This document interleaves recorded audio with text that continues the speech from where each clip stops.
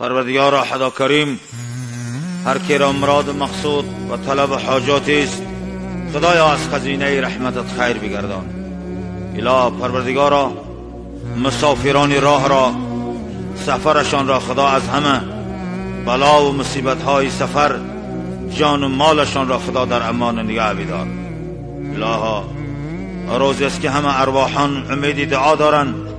کدام کسانی که امروز در تفسیر قرآن و حدیث پیغمبر علیه السلام و در دعای جمعیت مؤمنین امروز جمعه را فراموش نکردند خدایا همه گذشتگیان را راضی و رحمت کن.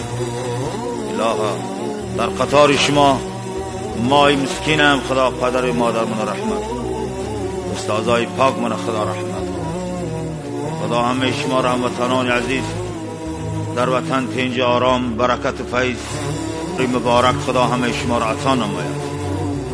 برادری امروز آمدگی که از همه ما و شما تابوت چه میبینم ای دور خیلی دل ملاو میگیرد خدا رحمتش کن. پروردگار در قطار نیکان خدا روحش نصیب و در لشکری ارواح بزرگان خدا خرسندانه قبول شد.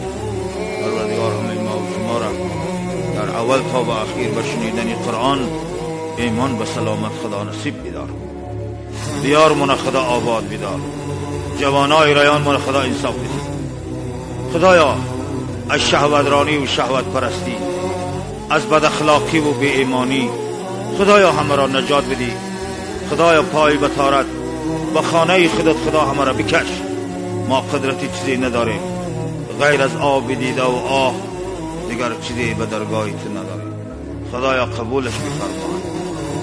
اما ما و شما را جمعیتا دلهامون قد و توحید و یکتا پرستی خداوند و محبت آن سیدش محمد مصطفی خدا هدایت نما.